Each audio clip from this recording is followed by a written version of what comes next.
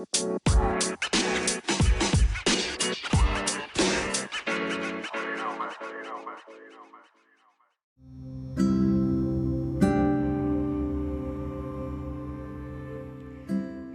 everyone, welcome to another episode of Crash Cinnamon.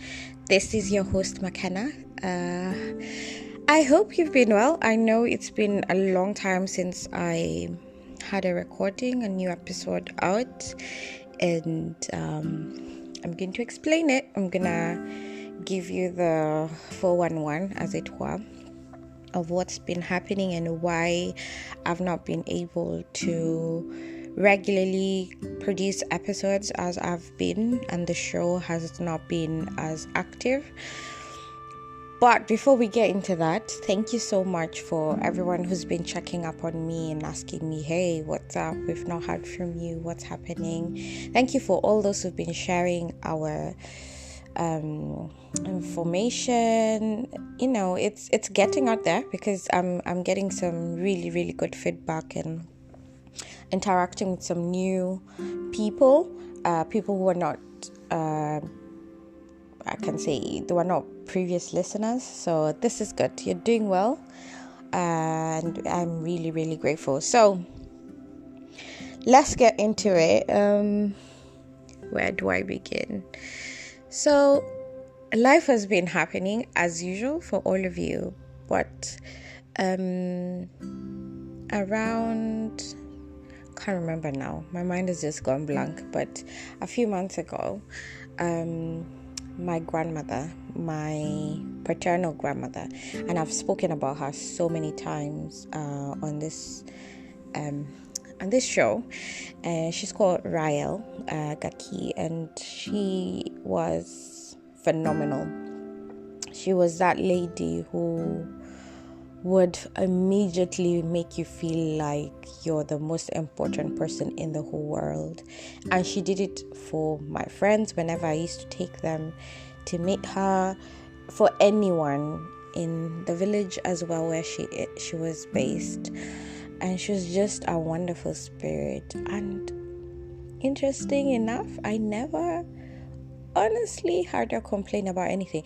The only thing I remember she used to constantly say was, she has an eye problem, and she's had that since I was high, like a toddler or something like that. So everything else, and the world has done her some dirty, including her own family, including just politicians as well. Her own departed husband just did the most as well. And even in all that, she was just resolute in remember who you are, do your best, be in the present. So yes, things have gone haywire, but just be in the present, act accordingly, and things will turn around. And unfortunately or fortunately, I don't want to say this, but I think we as her grandchildren, not all of us really valued sometimes the gem that she was, and she's seen a lot. She was born in the 1900s, like early 1900s, or late 1800s. Anyway, she's 120 plus. We don't know exactly the age, but we calculated by her children. Yes, and my father is the fourth born, and he's 78. So yeah, there's between him and the older child, I think there's 10 or 15 year gap, I don't know. Anyway, so I lost my grandmother. She died. It wasn't a shock because she was on her way out, literally, and I mean it in the most I'll be very candid about this. It's not, I won't try and beat about the bush, and she used to say it as well. So I had physically prepared myself, and it took, I think, a week or two before she died.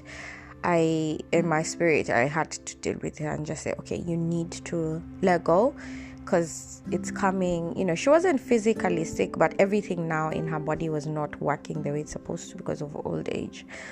And I have to be really grateful that nothing took her out in the sense of COVID or a cold or, a stroke. She just died peacefully in her sleep, and that really shook me.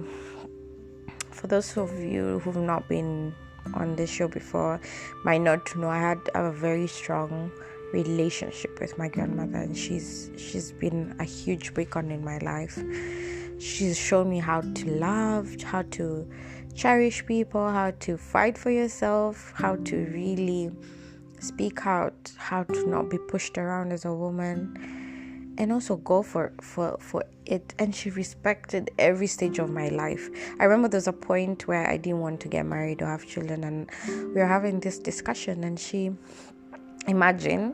just told me, if that is it, that's your body, that's you, and I'll respect that. I love you unconditionally. It won't matter to me if you've chosen that life and you're happy with it. You'll never hear me say anything else. And she'd previously met two or three boyfriends before that, and actually one was pretty serious. We were thinking of getting married, but it didn't work out. And I don't know, I never really truly asked her why she was cool with it. But again, also, my grandmother was those type of people who's not imposing her views on you. She'd tell you what she thinks. If you take it, that's it. So the death really shook me, and because of how things were, with a lot of countries still had not opened up in terms of flying out, I couldn't really go to her funeral. And I remember my twin brother had to video call me to see the funeral, and I tell you, the minute he took the dart and he showed me this, I'm doing it in place of you, and he threw it on the casket, the waterworks started, and even now I'm tearing up thinking, it was so powerful, in the sense of it really hit me. She's gone, and for the last few months I've been navigating all those emotions, how it felt, because to the leading up to the funeral, I was heavily involved in the planning, and the committee involved me in the planning committee for her funeral, involved me in deciding a few things, especially one was choosing her casket. And it was interesting to think, let's unpack this situation first of all. I have never thought about it before until then. Now, the casket essentially is the vessel you use to put a body into the ground, or for those who decide cremation as well, or whatever. But essentially it's just a holding place. And that's how I see it, and that's how my grandmother also saw things. However, there is society, there is family, there's all this. There's those who wanted specific things and everything. And I was like, what would it matter for us to have expensive, whatever, a casket, and the person we're putting in will not even know? I know this, we're honoring her memory, her everything. But essentially, it is a vessel. However, I also had to think about measurements, what would be good, because also we come from a culture of, where people want to see the body, how, so making that decision, the type of casket that was going to be made, so that will be possible that way, and all these things, it's just got me thinking a lot. And I was like, during my time, I won't be there to voice it. And it actually, I made a conscious decision to write my preference. Then obviously I won't be there, nobody might follow it, but I just don't want people to waste money on, or essentially a container, something that will hold my lifeless body. you know, how, I could even just be wrapped with cloth and just be put into that. It's only that it will be too much for some people, so we will go with a casket. But it made me think a lot about that, and so many other things about how people see funerals should be. Are they celebrations? Are they, mourn? We should be sad all the time. It was a very interesting situation, and also seeing how my father was affected by it, his siblings, and there's especially one of his sisters who devoted her whole life to making sure my grandmother's fine, because literally when I was born, my grandmother was old. She was already in, I think, her 60s when I was born. Yeah. So, or 70s, could be. She was already old anyway. So, she was already old. It was very, very interesting to just see how they unpacked the whole thing. And it was funny. Some of the sisters were really making it such a big deal. Like they had more, like their grief was more than the others, and others were not to be recognized. It was just very, very interesting, and it got me thinking about the relationships we have here, above ground, and just how in sync you think you are. You could have lived with someone for, I don't know, 40 odd years, 50 odd years, like really living with them, and at the end of it all, they would not probably know you. They might think they have an idea of who you are, but they really don't know you.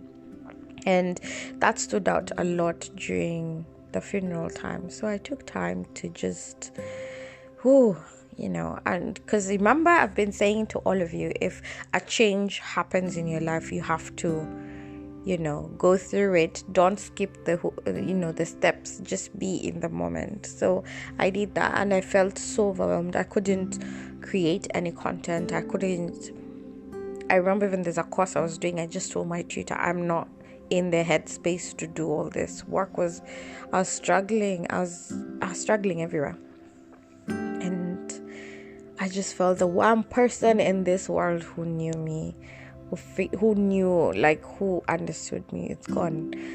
And it was sad because I didn't have a chance to say goodbye. Though, again, funny enough, the Holy Spirit is, like we say, for those who don't, believe in that, but I do, made me, want to record a greeting I sent to her and get a recorded greeting back. And I saved that, and I've been listening to it. And thanks to COVID, we never got to go travel. She never got to meet my grandchild physically. She's met her via video, but and it's just letting go of those little things like that. And yeah, anyway, so that's why I've not been here. I'm gonna try it really. Now I can say I'm out of the clouds, to be honest. I can feel my space for creating is a bit more clear, and able to give authentic information, have authentic conversations like I did in the past, and will continue. So I want to really thank you for your patience. And I think what I want to end today on is, how are your relationships above ground going? In reality, really, even the people you're living with your sisters, your uncles, your cousins, your aunties, do you think they really know you? Do they know, Have you ever seen something that is written essence of something? The essence of, like scents usually, perfumes have, or tea, or drinks, soft drinks, some of them, they're like essence of elderflower or something. The essence is not exactly the whole thing. It's not Yeah, so people might be just experiencing you and getting an essence of you, but really don't know you. And it's difficult to be known by others if you don't know yourself. And it's important to figure out who you are. And you will, it's a constant thing. There's no day you will know for sure, oh, this is how I am. Even if you've lived with yourself, if the terminology like that. Even if you've lived with yourself for as long as you've lived with yourself, you're always discovering new things about yourself. And it's okay. So give yourself room and express to those people now, those who really need to know, so that when changes are being made, you're not fighting against the gradient with these people you know and love. And hopefully they will respect you enough for the decisions you're making, for your own peace of mind, for your own growth, for your own, existence. Because if there's one thing grandmother taught me, grandmother Ryle said, was at the end of the day, we have a very limited time on this earth. And if you can't enjoy it as who you are, in the whatever way of enjoying it, then it's pointless. Yes, we are here to essentially be each other's mirror in many ways and fulfill what we have to do in our time on earth. And by serving each other is I think is the one truest way of knowing who you are. Whether it's that cup of tea you do for someone in the office, or it's a friend you see they're struggling with a certain thing and you choose to help them, or someone is moving house and you're going to assist them. It's little things. How you serve each other is when you know really who you are. So yeah, thank you for joining me on this episode. Sorry it was a bit, gloomy, but again, that is life. And thank you so much for your patience. And yeah, navigating grief is something I'm constantly learning. I've lost so many close friends, close family members. You would think, because that has happened, I would be able to navigate this season, essentially easier. But it isn't. I think with every person, it's different, and it's okay. The only thing I would say is don't fully shut out people. Be aware of what your lack of doing something or lack of communication will do to them. Be as audible as you can. Even if you don't know yourself, just say, give me some time. Make it that very, whether you can't speak to them, text them, so then they know, because it can have weird repercussions on the other side.